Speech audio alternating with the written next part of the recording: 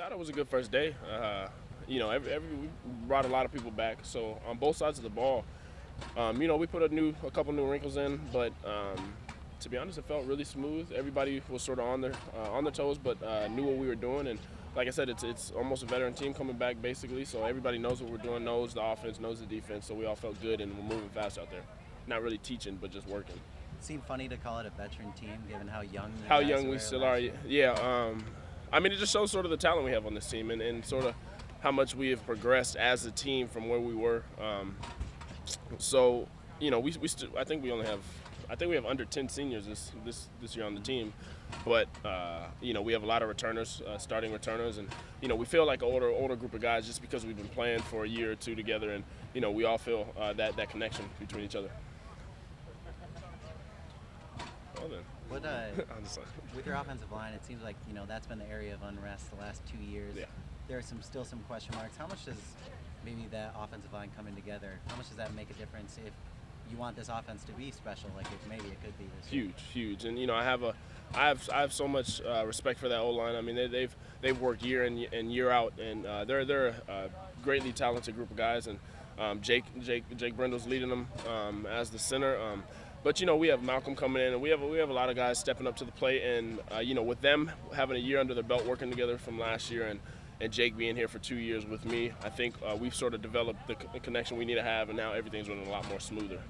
Gotten used to not having X on that side yet?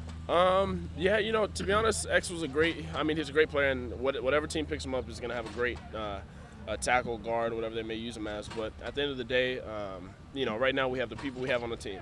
So, we're going to use them, and we're going to work with it. Jordan says you guys are going to go faster. You're already trying to go faster. Yeah. How much faster? A lot faster. Even though it's hard to say. But we have limits and expectations we have, but we're trying to push those expectations and push those limits of what we really can achieve as an offense. So, last year we thought we were fast, but I feel like this year we can be even faster. So, we're changing some things up with the offense, changing some things up with the calls just to be able to give us that extra second or extra 5 seconds of not having to do so much, but rather just keep it really short and then get to the play. You cleared this with Nick Saban? Yeah, I know. He probably doesn't want it, but it's fine. What did you try to focus on during the off season personally? Just being a quarterback. I think the one thing, you can focus on footwork and all that stuff, but a big part of being a quarterback is really understanding the game and really getting into knowing the defense, knowing what they're doing, why they're doing it, knowing our offense and knowing why we're doing what we're doing, and really understanding the deeper thoughts behind the game and understanding just the game of football. So that's really what I worked on this offseason is going in the film room, taking notes, reading over, talking to a lot of NFL quarterbacks, and just taking knowledge from them and really just getting to know the game more and working on my footwork. Who'd you talk to?